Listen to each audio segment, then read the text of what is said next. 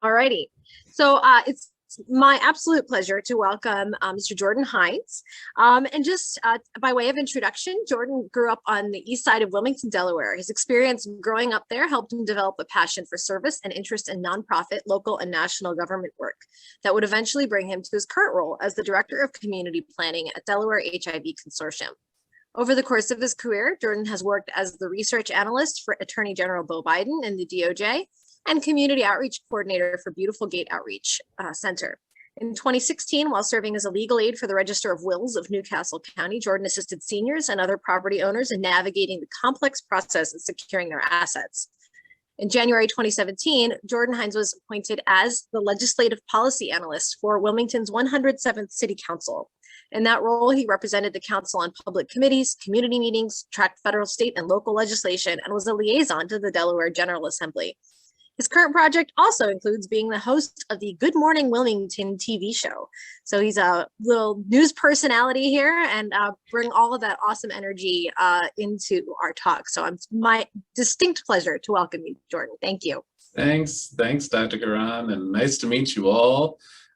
So just for a way of context, I was told that I'm speaking to a group of chemists and scientists, so I feel very illiterate talking to you guys because wow, that's a field that is just not me. That's more my wife's kind of field.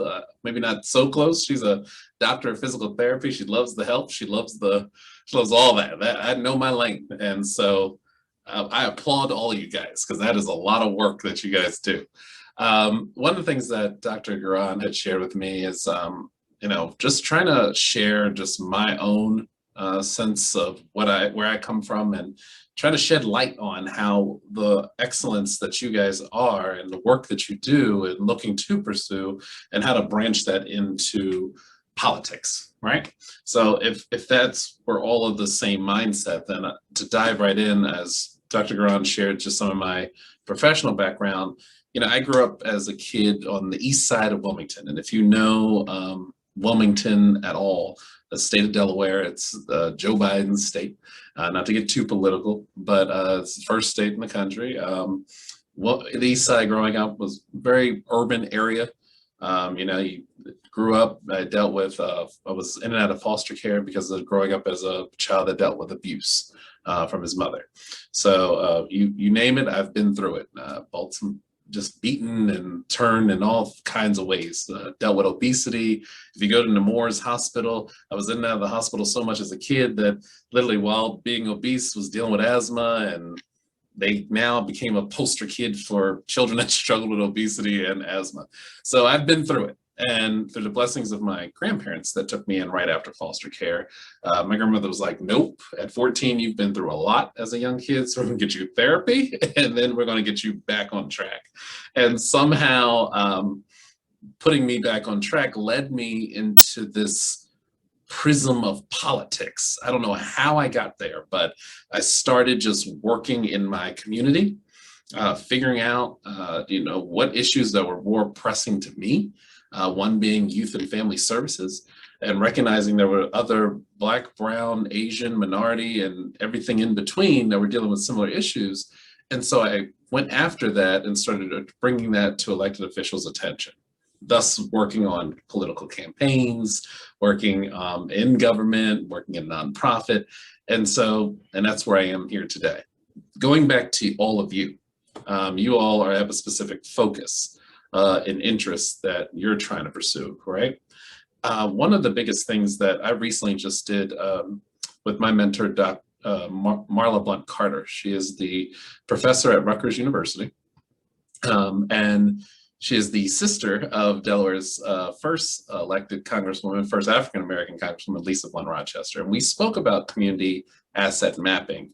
I'd rather this be more dialogue and interactive than me just talking the whole time. So I'm all about energy. So by all means, chime in. Don't stop. Don't stop me. You don't feel like you're stopping me at all. I receive it. So how many of you are familiar with community asset mapping? Does any of that ring a bell to any of you guys? No? Okay. So community asset mapping basically, I'm pulling up my notes here and I don't have a slide, so forgive me. Community asset mapping is a strength-based approach on community development. The goal of asset mapping is to document a community's existing resources, incorporating these strengths into community development work. And the process of asset mapping can include identifying the institutions, individuals, and citizens associations existing within that community that serve a positive resource. And approaching individuals and communities from an asset-based mentality empowers them to recognize their own strength. So when you look at your specific focus, right?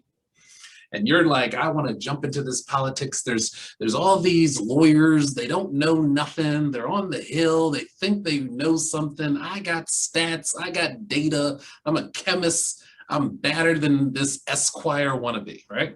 You are, you really are. Because there are so many elected officials from both local and federal that are so ignorant. And I'm gonna speak on me. I'm a big proponent of don't point one finger without recognizing you got 3 more fingers pointing back. I'm very ignorant when it comes to science, right? But I love learning. And one of the first things that I would encourage each and every one of you that are interested in breaking into politics and getting involved policy-wise with your specific field is first to do an institution mapping.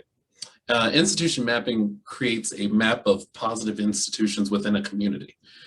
These can be oriented around solving a particular problem, or institution mapping can be complicated or can be completed on its own. An example of institution mapping would be churches, schools, police stations, grocery stores, local businesses. All of those are labeled as institutions, right?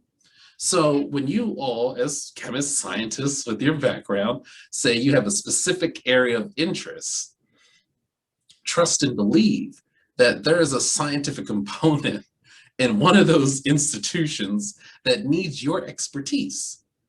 So you're probably looking at me like, I guess. No, that's very true. DuPont, Delaware is known for DuPont company, right? You all are familiar with DuPont, right? I'm sure that rings a bell. So that's an institution. That's an institution, a very big institution that, while it's in Delaware, reaches clear across the country. And you all know what DuPont's focus is chemically, and how I think DuPont goes even back from the founding of the country with helping with gunpowder and things of that nature, right? So imagine, not even imagine, recognize its in-depth involvement politically. So there's your institution. The next thing that I want you to recognize, how does asset mapping work? Individual mapping. Individual mapping creates a map of the gifts, skills, and capacity of individuals living within the community, usually oriented around solving a particular problem. And the third thing that I had mentioned was citizen association mapping. That creates a map of associations through which people within the community come together. So we're going to use DuPont for an example. Each of you on this Zoom right now probably has some way, some thought, some idea or advice that you could give DuPont right now on how they can be a better agency, how they can be a better company, how they can be a better institution, right? A lot of people that I meet with and come around and connect with, they're quick to be like, oh, Jordan, I want to break into politics and I need to meet the higher ups. You ever meet smart, dumb people? There's a lot of them out there. So intelligent that their heads are so far up here that they forgot who they were supposed to be serving. They forgot their initial reason for why they started. So I always encourage individuals to do a balance. You recognize the institution, then I'm trying to get back to my notes because I can get lost sometimes.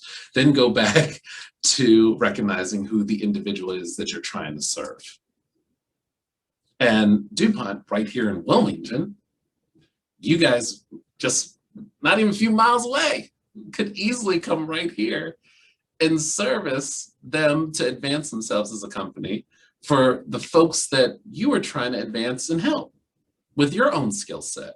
there's a lot of politicians and elected officials in politics when it comes to dealing with DuPont. Because they're a multi-million-dollar company and money talks. Let me say, you all have heard that expression, money talks and the other stuff walks. But when you're dealing with a company that large with that much money, you're going to then have to think about, okay, who's really out here speaking for the voiceless? When you're living in Wilmington, you see all these different chemical plants and you're like, oh my God, they're killing us, and all these smokes in the air and all this cancerous this, cancerous that. So then if I see our US State Senator Chris Coons, or if I see our Congresswoman Lisa Blunt Rochester, how are you addressing that, Congresswoman? And if she says to me, well, I need someone with a scientific background to better educate me in my position, so I can address those issues that's hurting the constituency. See where I went back to individual mapping, hurting the individual that I'm here to service and represent in Congress, then I can do better with pushing bills and legislation that's going to benefit the voter that voted me in office.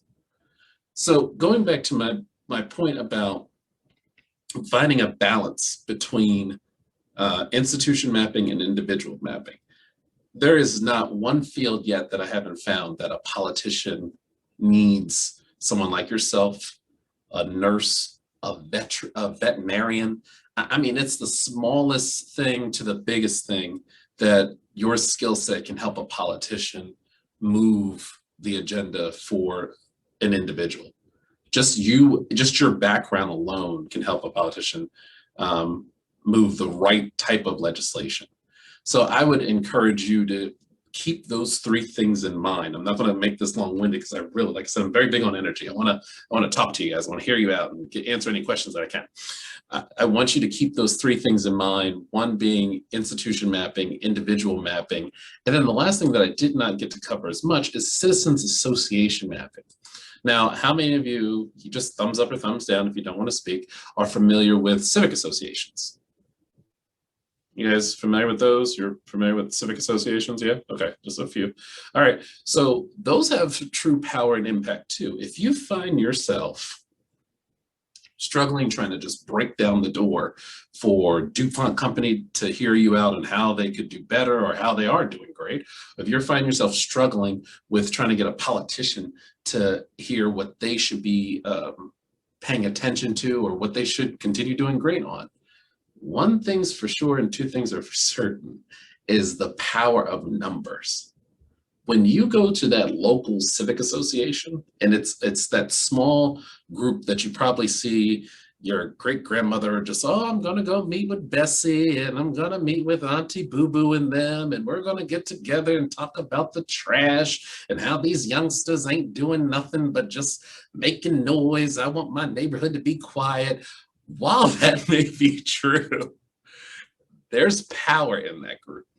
There's power in that group because I'll tell you right now, if the CEO and advisors of DuPont and the politician and the advisor of a US government agency or a federal department, if there's anything that they need most is the culmination of those groups, that power, that group of that civic association. When you have multiple people coming together like that, that's dangerous. That's scary because you can get that whole group, and it's scary from a politician's end and a company like DuPont end. It's scary because it's like, oh, they're organizing. Oh, they might have someone intelligent amongst them. Oh, they might actually be reading. Oh, they might be fundraising. Oh my God, they got these chemists from Temple and PA and they're educating them on how this agency's hurting them or how this politician isn't doing. Oh my God, we got to come in and we got to stop them from being so educated. We got to feed them. We got to come in, give them our side of the story. And there's always a way around when you feel like the door is not being open for your voice to be heard. There's always a way. So again, I'm gonna stress institutional mapping, individual mapping, citizens association mapping. That's community asset mapping. And you have the power to do all three, regardless of what your background and focus is. All right. So with that, I would love to hear any feedback, thoughts, comments, concerns. We can't stand your presentation, Jordan. Tell me. I love it. It's okay. It's okay. It's okay. Jordan, maybe you could give us an example of how you put community asset mapping to work in something that you've worked on previously. Like, do you have Sure. a specific example where you can show us how these dots were connected to Yeah, definitely. outcome? I'd love to hear about that. Yeah, so recently I just did a project with a local lobbyist. What is the, where is it at? Opioids. It was focused on prescribing non-opioid, it was a non-opioid campaign drug that we were advocating for not to prescribe, I believe it was pre-surgery to patients. Do not give opioids to patients before surgery. And basically, you know, I found myself advocating for this. And the lobbyist at the time, he knows about my work up and down the state, was like, Jordan, you have a strong relationship with the federal delegation. You know, I need your help with reaching the actual community. Who are the community groups that, you know, what we're trying to address to the federal delegation? Who should we reach out to that would get behind something like this? So immediately I thought of the local chapter of the Coalition of 100 Black Women. I thought of National Urban League, the local chapter, all organizations that either me or my wife are a part of. My wife is part of the Coalition of 100 Black Women chapter. I'm part of Urban League. This is just some fun work that we do. But then I pivoted, while that's fun work that we do, I pivoted more to something personal. My wife is a doctor of physical therapy, and she serves on Planned Parenthood's board because of personal reasons that she's seen very closely with her own girlfriends. So knowing this non-opioid campaign and, you know, Planned Parenthood, women, reproductive health, immediately, that's an agency that would get behind something like this. Just connecting the dots and making it personal. Another thing that I see too many folks try to do, again, going way up here in thought, is, you know, they feel as though sharing your story is unnecessary. We are in 2021. It's very much necessary. It's not 1910. It's very much necessary for people to understand who you are and why you're so passionate. Your story pushes more than you ever will know. So that's just one of many. I'll even give one more. Growing up, I said I grew up dealing with obesity, and I dealt with asthma. Living in a very abusive home, weed and smoke and drug, everything all around me. The Free Tobacco Campaign reached out to me and asked me, you know, Jordan, we would love for you to help us with another another campaign about free tobacco. Right? I'm very big about kids. I'm a sucker for kids. And I'm very big about free tobacco, even though I was like, this is bad. Because when I go golfing, I smoke cigars. Don't judge me. So contradicting myself there. I will always tell myself, disclaimer. But I literally was like, sure, I'll get behind that. Immediately went to Nemours Hospital. They were very personal for me because when growing up, dealing with asthma, they were there to help me with my lungs and with my issue dealing with asthma. I immediately went to the Delaware Asthma Coalition. I immediately went to campuses. We're all young. I'm 30 years old. We're like, I went to the campuses and was like, listen, my friends smoked when I was on campus at Widener University. Like, go hit the campuses. Where are they smoking it? The cigar lounge. Let's educate them on the positives and negatives on that. You just gotta find and notice. I labeled the institutions, right? Went to the institutions, goes right back to that community asset mapping. So, Jordan, I wondered if you could, you know, a lot of the folks that are on the call are maybe considering, you know, future you know, career paths, and I think much to our discredit as a scientific community, it's almost always presented as academia and industry, period, dead stop, like that's it. And a lot of times there is like no other alternative. Occasionally you're like, oh, patent law, like that's a thing you could do. But I wondered if you might speak to spaces where some of these, really amazing, scientists that are on this call might find their niche in terms of employment opportunities where they might be able to make a difference based off of their experience and their knowledge. Yeah, so if I'm answering your question correctly, I would definitely encourage you, one, to go back to, because I don't know what level you are in college right now with as you pursue your degree, but go back to, why did you originally decide to focus on this field? What makes this so passionate about? Why are you so passionate about this, right? And then ask yourself, following that question, well, if I'm passionate about this because of X, who else is also passionate about this? What other agencies or companies are also passionate about X that's got me so passionate about it, right? Because I promise you, nothing is new under the sun. That's scripture. Nothing's new under the sun. And so I promise you, while we're all individuals, we share a common goal and common interests on a lot of different things when you just sit down and get to know folks. Same with nonprofits, same with companies. So why are you passionate about what you're pursuing? And who also is passionate about that same type of work that you're trying to pursue? I'm interested in civil rights. I'm interested in social changes, so of course Jordan's going to be a part of Urban League. My wife is a doctor of physical therapy, and I hate that stuff. She's working out 24/7. She's passionate when it comes to Planned Parenthood. So she knocked on Planned Parenthood's door and say, hey, you need me. I don't need you. I'm going to get on this board and help you do better. So I hope that answers your question, Dr. Karan.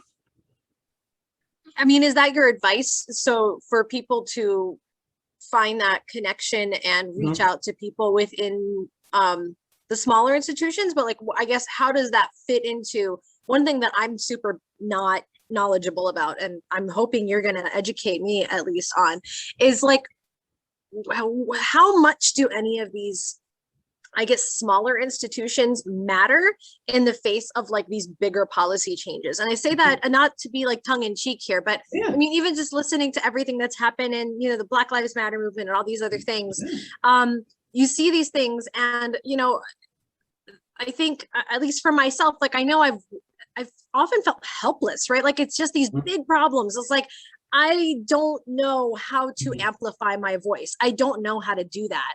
Yeah. And it's one of those things where it's like, yeah, okay, I might go to a march or something like that, or I might, message about it on social media or talk about it with my friends. But like, inevitably that becomes an echo chamber, because you're just talking to people who already feel the same way about those things. Right. And I guess I wondered if you can provide maybe some thoughts on how we might be able to do that, and maybe everybody else here knows how to do that, and maybe I'm the only one. No. But I'm asking for myself too. Yeah, no. So I'll give you another example, and I'm going to keep finding myself going right back to community asset mapping. In my current role as the Director of Community Planning and Policy Development with the Delaware HIV Consortium, my position is what the consortium was found on, and my position is the only position out of this small nonprofit, that is contracted with the Division of Public Health. The Division of Public Health is mandated by the Ryan White program, which is federal dollars, like any other state, that pretty much is mandating each state and each jurisdiction that receives Ryan White Part B funds to put together an HIV planning council. If you're picking up a pattern, I'm stopping for a reason. The Planning Council, the Planning Council is a body. When I got here, started off with about, say, 15, 20 members. We're now a member of 50 to 60 members. We then are mandated from federal government to put together an integrated plan that shows how this state is going to address eradicating the HIV and AIDS epidemic.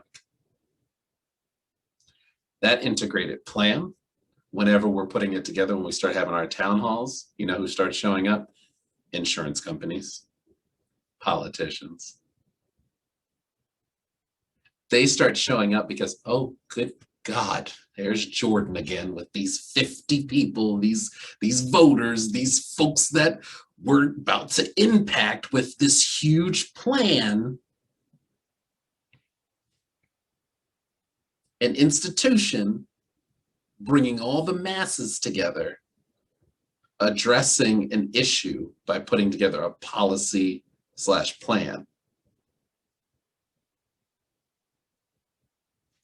Did you guys pick up that pattern? Did you? Yes. Did you just see what I did there? So it does not matter how small my grandmother says this to me all the time. How do you eat an elephant? One bite at a time, right? Give you another example. You all saw we went through two major crises last year with the COVID pandemic and during Black Lives Matter, as Dr. Garan mentioned, right? During the Black Lives Matter protests in the middle of COVID,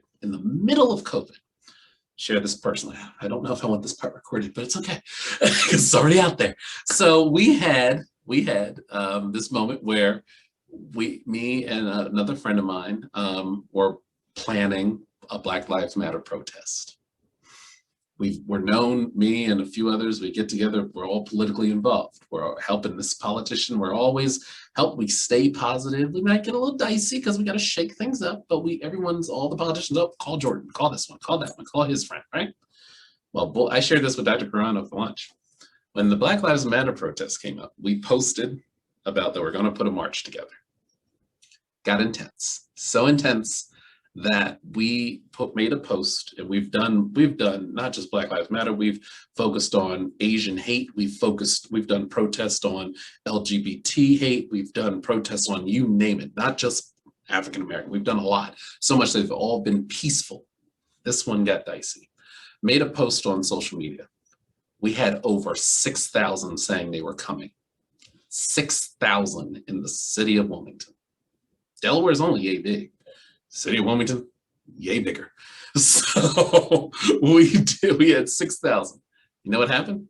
We got a call from the mayor, the attorney general, the governor, and US federal delegates. Pulled everybody that pulled this together 3 days before it happened. You guys need to shut this down. What did we do? We followed every protocol. We did what we were supposed to do. Why are you coming to us now telling us to shut this down? It's out of control. Now, mind you, this is at a time when you were probably watching Michigan, you were watching Tennessee, you were watching all these different cities and states rioting and this and this and that and that.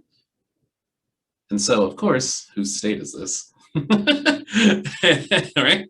Whose city and state is this in the middle of an election year? And you got this going on. So there's a lot of concern. So Jordan and all these different people, and I wasn't the ringleader of it, I was just one of the little people behind the scenes, like do this, do that. I love being behind the scenes for the big things. So now you got the governor in our face talking about shut this down. Why?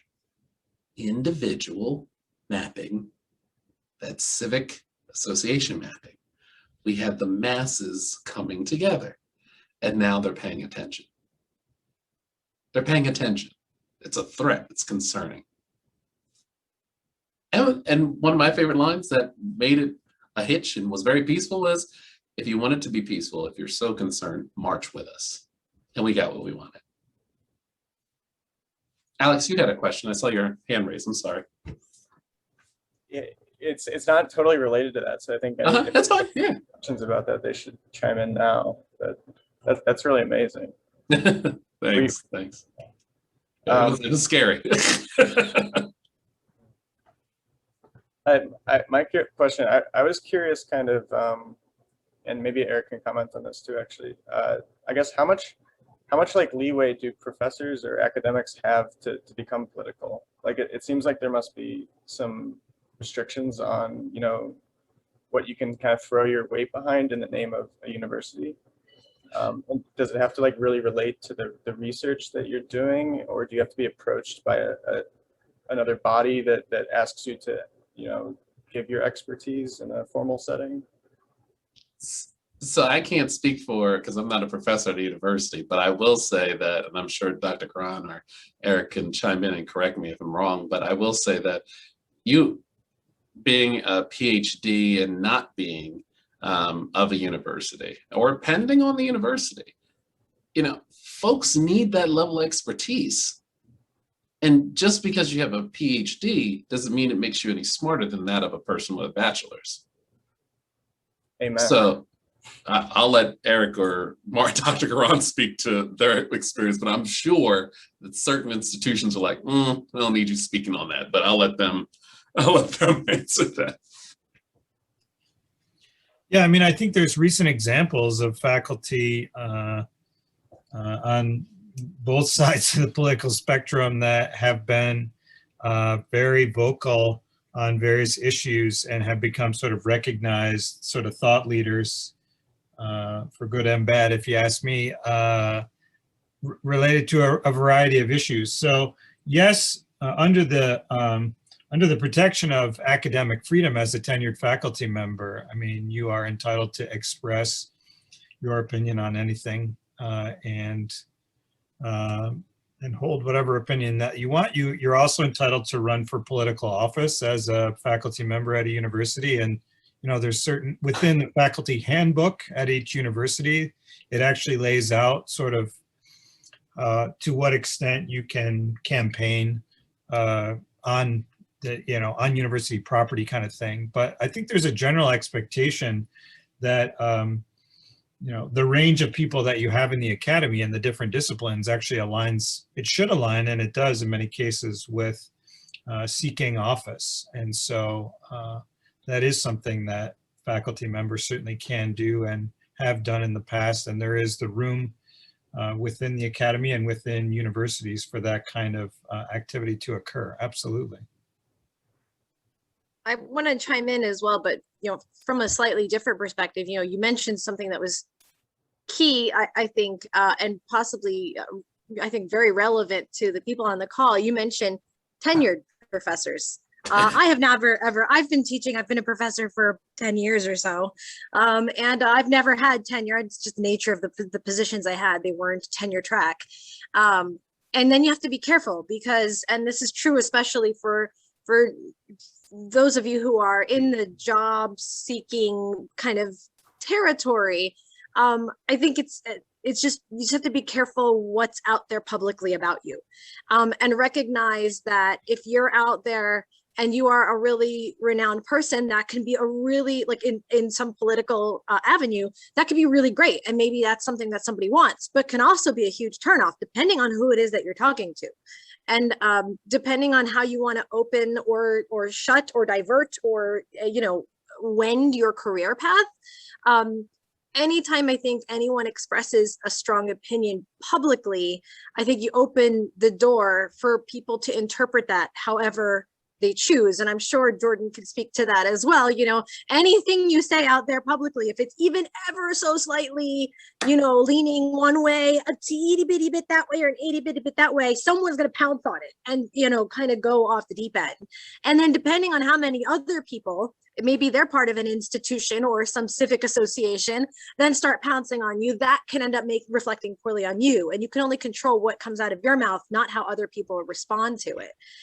So I think what Eric was saying, I think is absolutely appropriate. But I also just be careful where you are in your career space and what kinds of jobs you're seeking, because depending on what institution or what thing you want to get involved in, you just want to be mindful of the unintended consequences that may occur. And I'll also just piggyback off that too. Again, we are in 2021. So people, and I keep stressing that, you know, politicians now are recognizing, you know, the generation that's coming up and the times that we're in now. Be culturally sensitive, yes, but, you know, there's people, the COVID, Black Lives Matter protests, it's showing that people are getting tired of status quo.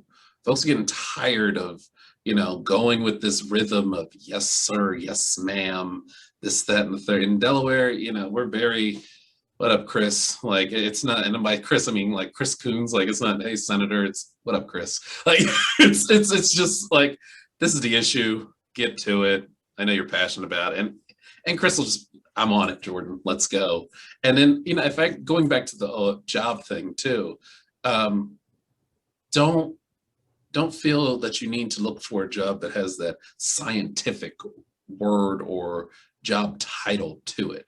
You know, even the position like an LC, a legislative correspondent in DC, they're handling letters for the senator, they're handling memos for the senator. While to some it may seem like a small job, you're still with the senator drafting memos, giving advice, giving expertise. This is LCs, they have very specific focus. Like I have a former intern when I ran for state senate. I have a former intern who's in DC. She's interviewing today actually for an LC position for US Senator. And it's specifically focused on economics and housing. And she's very good in that field. That's what her master's is in, all right? But she's like, but it's not a economic advisor. You're not gonna find that in Congress. Don't look for that. That LC position, that legislative assistant, that special assistant, you're still with the elected. So don't let these job titles turn you off and go, it's not really for me, I can't. No, it is for you because they need someone with your expertise. You're with that politician 24/7 in those roles. So trust and believe while you're driving down Merry-Go Lane, hey, Senator, let me educate you on this chemical plant. Let me educate you on why waste is such an issue in this area. It's all about getting your foot in the door, making sure your voice is heard to advance the issue you're trying to address. And I'm sure there's got to be other questions, guys. Come on now. I didn't give you some scandalous stuff about Black Lives. I gave you some stuff like there's got to be other questions. I think I have a question. I think it's really cool that you decided to run for Senate. So I kind of want to know, firstly, what brought you to that decision that you were going to run for Senate, and then when we're talking about all of these mappings of different groups and people. Exactly like how did you go about using your own people in your orbit, and then for expanding to running for Senate, what was the process of reaching out to other people, and how do you break into like orbits in your periphery and then bring groups of people together to all vote for you? Because that seems like a very, very complicated task. I mean, like just starting saying I want to run for Senate and bringing all these groups of people together, I can't even imagine like how much thought and planning must go into that. Bruh. Cooper, how much time do you have, man? We got to sit down and really have a serious I would talk. love to have a conversation on it because I'm just curious. No, it sounds really cool. So I'll tell you, at first sight, right? I ran 4 years ago. I was 27 years old. 27 for state senate.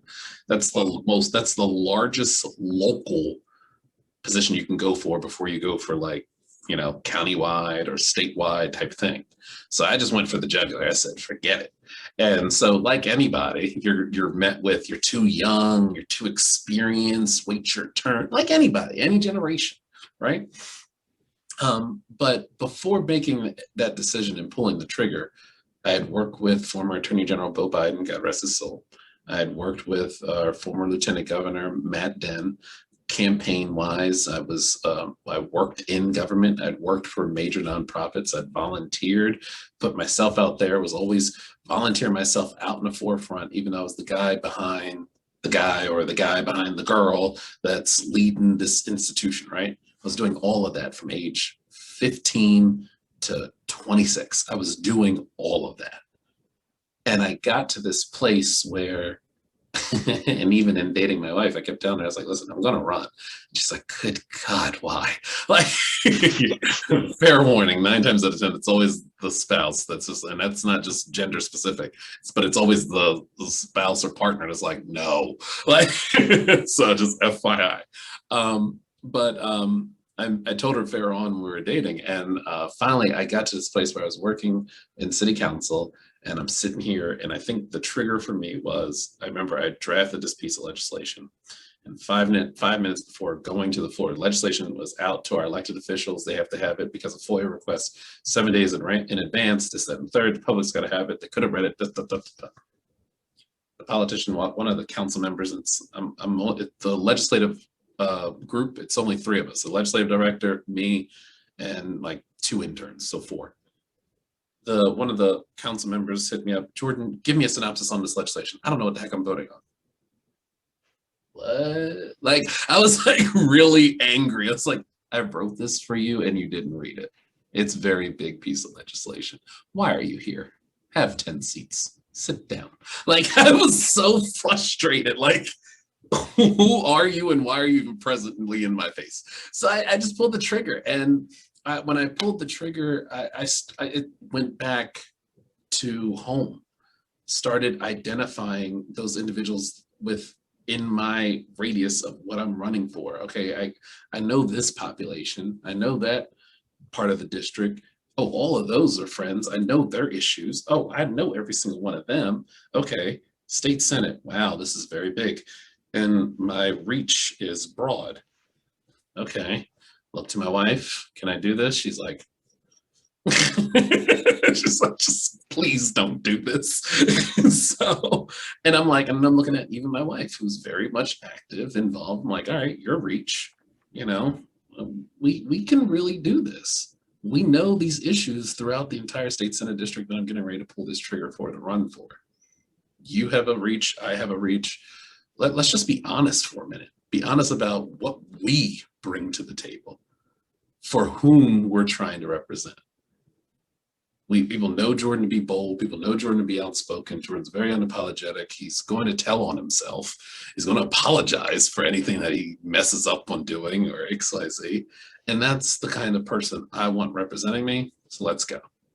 And so when we pulled that trigger, man, Cooper, bro, it was a lot. It was a lot. It was a lot. We lost by less than 400 votes. Yes, it was that close. Less than. So please tell me you're gonna run again. I know. There's only 400 votes. Just don't share the recording. I've been thinking about it, but my wife's like, Okay. but That's less really than 400 votes. Yeah, my opponent, she's a great person. She got like 2,500. I was at like 15, 1,600. Yeah, it was tight. It was a tight race. So we'll see. We'll see. I'm eyeballing some things. Dr. Garan knows. I have a question that came in through the chat from. You're breaking up. I'm sorry, my internet is wonky. Okay. Can you hear me? Yeah, now I can. All right. Yeah, I'm sorry. There's a question that came in on the chat. I was asked to ask you. So the question is, how does intersectionality play into all of this? How can each person's identity be used to their advantage? Ooh, that's a good one. How can there's? Give me the question again. I just got to hear it again. How does intersectionality play into all of this? How can each person's identity be used to their advantage? Well, I'll say this. So much before, I'll even say, pre-COVID and before the new administration came into the White House, we have seen outside of just outside of Black Lives Matter, we've seen issues around Asian hate. We've seen issues around LGBTQ issues being ignored and being pushed aside. But then the positive of that, just look at the demographic of how high the demographic has changed in Congress. There's more women than ever, right? We now have, God, I'm going to butcher her name, the Muslim Congresswoman, forgive me, I'm going to butcher her name. You all know who I'm referring to, correct? I cannot pronounce her name. But that alone speaks volume to, while there's always so much hate, positivity comes with it. Life's like a battery. You can't have negative without positive. And so I encourage anyone and everyone to don't diminish your light and who you are. I've been Black for 30 years. That's not going to change. Each of you have been your own race, your own gender for ever age you are. Keep putting that in the forefront. Keep utilizing that. It does not mean one in the moment is superseding the other, because again, there's still a lot of other individuals that are similar to who you are with your identity that are like, I'm with you. I'm a Muslim too. I'm part of the LGBTQ. I'm a Caucasian man. I'm a Caucasian woman. Like, utilize what you have. It does not mean you need to dim your light. Utilize it and follow that community asset mapping process in the midst of that. I hope that answers that question. If not, I'm sorry. That sounds good. That sounds good. Well, if people want to ask another question in the big group, we can do that. But we also have some questions that Jordan provided for us, and we can separate out into our smaller groups to have a chance for a brief conversation. And then Jordan could maybe, you can just kind of go in between the little rooms and talk to smaller groups, because I know sometimes it can be a little bit daunting to talk in front of a lot of people. So if anybody wants to ask another question in the bigger group, this is your opportunity to do that, and I'll wait a couple seconds and then we'll go from there. Come on, guys. You guys got to have something. Come on. Mr. Jones, Sam, Alex, somebody. I'm actually interested in hearing a little bit more about what you were talking about earlier, in terms of the governor and everybody. You know, like how did you guys deal with that? Like, what was your response? Were you able to? Man, that was dicey. That was intense. That was intense. I told Dr. Garan. Dr. Garan was even. We went out to lunch. She's like, I can't stand next to you. You might get arrested. What the heck? It was intense because, like, I'm going to always be respectful of who you are as a person, right? Of your authority, of your capacity, all of that. But when you're being ignorant to a social issue that's personal to me, my identity as an individual, then I'm going to sit down and we're going to have a knee-to-knee conversation, and it could go from 0 to 100 quick. But I'm very much on keeping it even keel, keep it fun, keep it light. But if you're coming at me and trying to play this whole, I'm the big chief here, do as I say. Oh, no. That's not how this works. If you know Jordan Hines, this is not how it works. It turned into that. It was a closed door conversation that got very hot and heavy for 2 hours.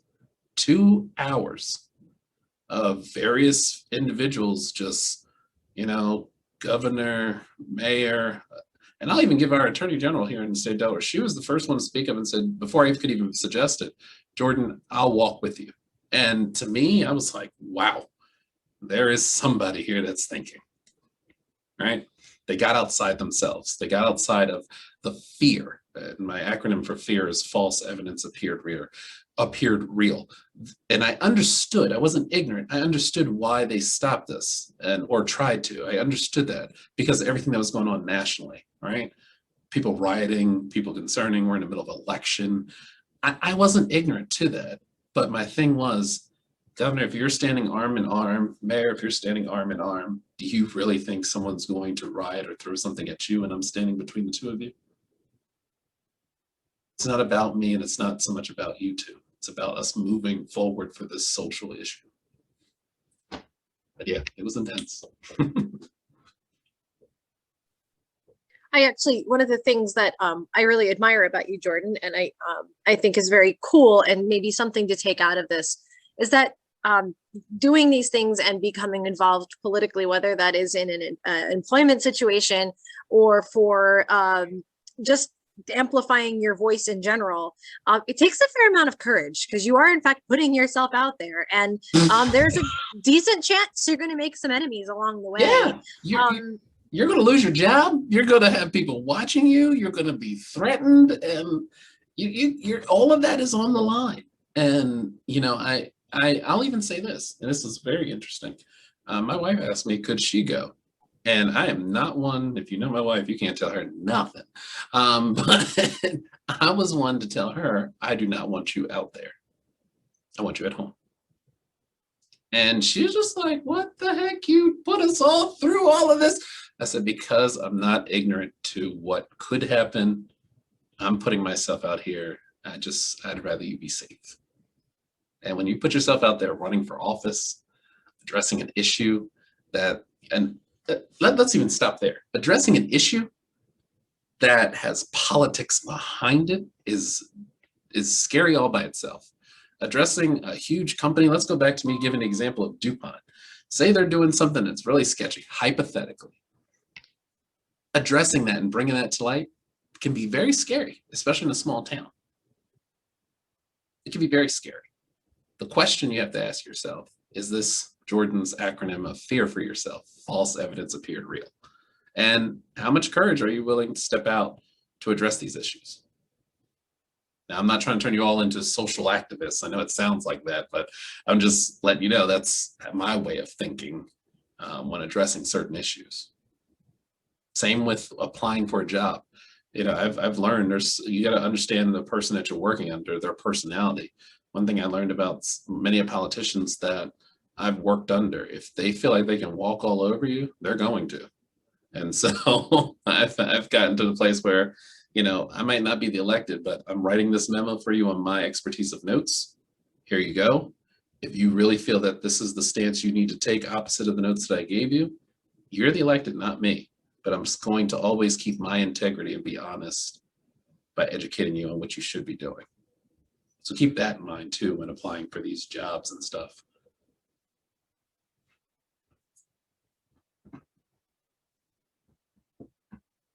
Come on, Sam. I know you got something, bro. I'm not sure if you guys are able to hear me. That's mostly why I'm hesitant. Can you guys hear me? I can hear you. I can hear you. Oh, Yeah, perfect. yeah. So one of the themes you've touched on is communicating kind of domain knowledge to people for the purposes of them being able to put it in action or giving them perspective on stuff like that. Do you have any tips on being able to effectively communicate, you know, maybe ideas that are very specific to your domain? Or because I'm sure this is applicable to a room full of people with very specific types of knowledge. Yeah, no, so, you know, one of the things that goes, like, I'm going to keep stressing, go back to your personal story, right? That's always key for effective communication. Make it personal. Don't just share your frustration, share your feelings, share how this is affecting you physically, emotionally, mentally, and share how it's physically, emotionally, mentally affecting your politicians' constituents. When effectively communicating, people are so quick, and this is funny, my wife heard me say this, she would roll her eyes. Some people are so quick, and I'm one of them sometimes at home, where they can be just so black and white, so stoic, and that's probably because, you know, I'm studying, I want to get my law degree. So lawyers are so black and white that it's like there's no in between. It's so, let me compartmentalize, is it yes or no? No. Politicians are making their vote, their policies based upon their constituency and what the constituency is asking for. So those letters that come in when you're an LC as a legislative correspondent, hey, Senator, such and such was just talking to me about how they had almost 30 people in this part of Sussex County, Delaware, that are dealing with this issue personally, physically, mentally, emotionally, blah, blah, blah. 30 people, Senator, look at all these, look at all of these. This is huge. That's a good chunk of your votes. It's effective communication, in my opinion.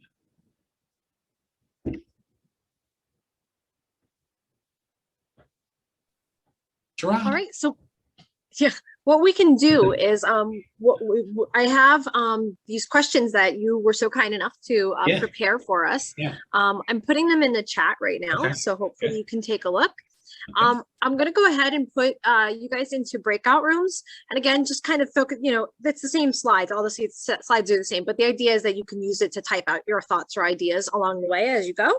And what will happen is I'll help Jordan out in kind of going and mingling with the smaller rooms. So if you guys want to chat about some of those things, or really the goal really is to have some takeaway, and at the end of all this we'll have a kind of a chance to bring what's one big takeaway that you guys as a group got out of all of this. So Jordan, I'll make sure that you have a place to go in just a moment, but I'm going to go ahead and open up the breakout rooms, and we'll go from there. Sounds good. So Jordan, how comfortable are you with Zoom? Are you reasonably comfortable or not really? Yeah, no, I'm good. All right. Yeah. Fantastic. All right. In that case, what I'll do is I'll make you a co-host. Okay. So that will allow you to be able to go in between the rooms and just kind of have little conversations with the smaller groups. Gotcha. And that way you have, you know, free range over yourself. Sweet. Sounds good. Cool. Cool. All righty. Let's see. I'm no longer a co-host, so I can't move anywhere. Did I demote you? I didn't mean to. I don't know why it did that. I You have were a some co-host ideas. this morning. You were totally a co-host this morning. I don't know what happened. Wait, okay, maybe I'm not as efficient. Where's the group? Where do I go to? So if you go to the breakout rooms, the little 4 squares at the very bottom, you should be able to see the rooms. And as the co-host, you should be able to have there's like a blue join, and you can go ahead and just pick which one you want to go to. Oh, Do you see that? I see. Wow, If you prefer, I can also move you, and then I can just scoot you amongst that the free works. group. Yeah, if you don't mind. All right, I'll just do that. I'll throw you in group 1 for the moment, and Okay. I'll just move you randomly. Okay. It'll be great. It's like Sounds musical good. chairs. Yep, sounds good. Alrighty. All right.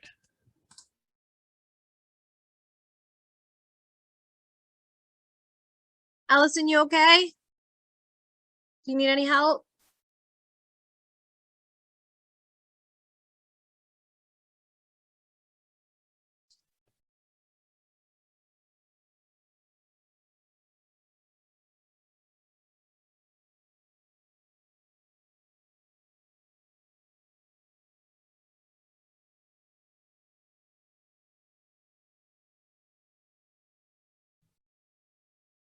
Coming back.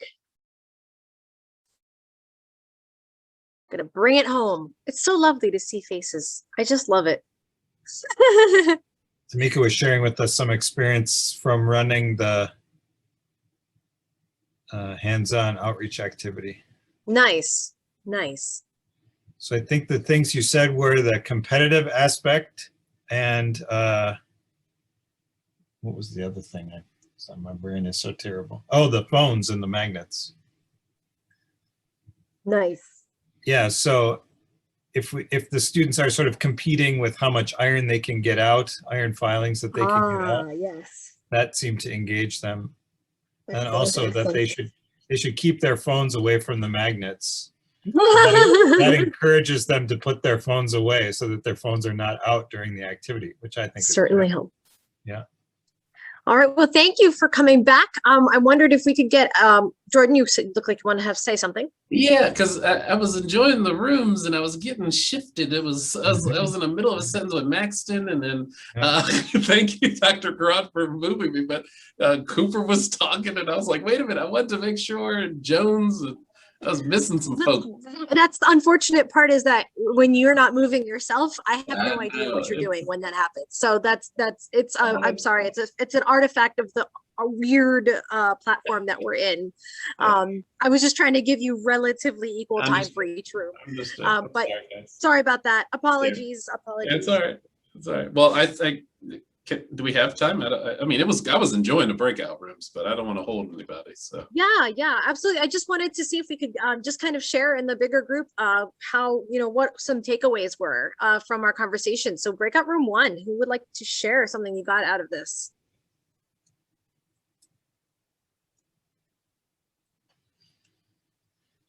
I can wait. Was that us? Or we won? I mean, yeah, I think one of the things, we had a wide-ranging conversation, but one of the things that I took from this was thinking about sort of our larger effort and what we want to accomplish. And we've been talking about that a variety of times during the past few days, and how we can connect with people that are interested in, the positive outcomes or benefits of the science that we want to develop. And so I think it might be helpful for us in thinking about writing the next stage of the project and the proposal to do some mapping of the stakeholders on the national level. Like, what are the organizations that are working on this problem from the different vantage points, and who are the other stakeholders in governmental or non-governmental and even sort of national civic organizations that might have a stake in the benefits and the positive outcomes of the science that we'd like to achieve. And that can be helpful for us for making contacts between companies and academics and government and social scientists and politicians to work on these issues together. Certainly. I think that's really powerful. I think it's very powerful. Breakout room 2. Okay. Hi, everybody. So I guess I'll speak about for breakout 2. So we had again, just like Eric's group, a wide range of conversation topics, but one in particular that we started focusing in on was Jordan's statements about like sort of like challenging authority and what it means to do that, especially in this day and age post-COVID. Well, we're still in COVID, but anyway.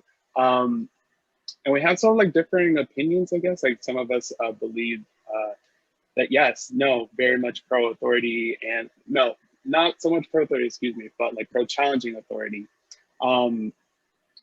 What it means to like have those titles, and like how much power exactly do we have in order to question it? Like, why did those titles exist for a reason?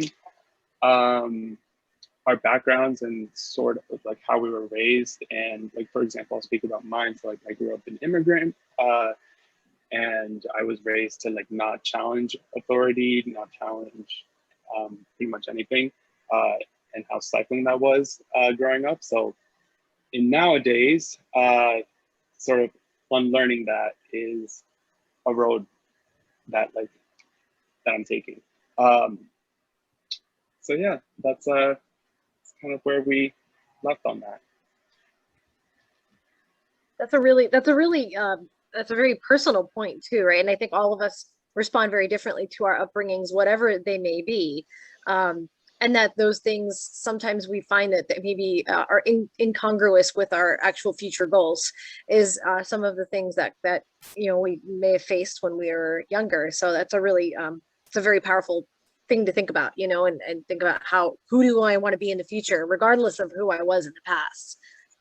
Yeah, that's great. I'll even just add to, I'm very big on challenging status quo, but I'm doing it respectfully. I don't want there to be a misinterpretation of challenge the status quo and just, throw respect completely out the window. I can disagree with Dr. Garan till the day is long and still notice the fact that I'm addressing her as Dr. Garan. Still allowing. You don't have to, by the way. still allowing recognizing that this is a male-female conversation that I'm having with Dr. Garan, and not to interrupt her, and things of that nature. Still keeping respect, but letting it be known I'm pushing back respectfully. I'm feeling the pushback. You feeling it? You feeling what I'm putting down? All right. How about room 3? Who wants to go? Okay, Cooper. Okay. So for our room, we also had a pretty interesting conversation. I think the first thing that we realized is that we kind of need to open our minds to how many committees and how many different representatives we have, because oftentimes we just follow the most popular candidates, and maybe the most popular candidates aren't even the people who align the most of their opinion or our personal voices. So I think it's just important that we discussed, it's important that we all become a little bit more politically informed. Also, it's important that we know how the government operates a little bit more. From our group, we have people like Leighton and Subhi Leighton's from the UK and Shubhi's from India. And there's so many different governmental structures around the world. So it's just important to be informed about all governmental structures and how they all operate with the committees and everything. So learning that. And we also discovered too that we had a lot of commonalities about the things that we're passionate about. For example, we're all really passionate about advancing infrastructure, science, technology, as well as education. They're all very important themes to the entire group. And things as well as immigration too. We touched on that because immigration directly affects members of our group. And it's really, really important to make sure that everybody who contributes to society in America gets a voice. It's huge. That's huge. It's very huge. My wife is from Barbados, by the way. She came here to the States when she was 7. You were saying, oh, wow. Where was she from? Sorry? Barbados. Barbados. Oh, yeah. Mm-hmm. And came to the States when she was 7. So she was like, Jordan, I don't know what water y'all drinking, but the disrespect is totally different here. Like, she's like, good God, I would have been ostracized if I could say half the stuff you say. Like, so I hear Christian and Coop, I hear all you guys. Like, I recognize that. I live with it. Well, thank you very much for joining us and for your incredible insights. I know that like this is not a territory that I certainly feel super comfortable in, and I think that that's probably true of most of us because we live in these very kind of narrow research lab minded thoughts sometimes, and it can be very hard to extend beyond that and realize how it all fits into the context. So this is a really great experience for us. I want to thank you for that. Yeah, not a problem. Listen, and if I put my email in the chat, so feel free to take that down. Hit me up anytime. I'm on Snapchat. I'm on Instagram. Listen, don't be ashamed to hit me up. Shoot me a text. I'll gladly respond. So if you have any more questions, ever want to get up and grab a drink, grab coffee, I'm here.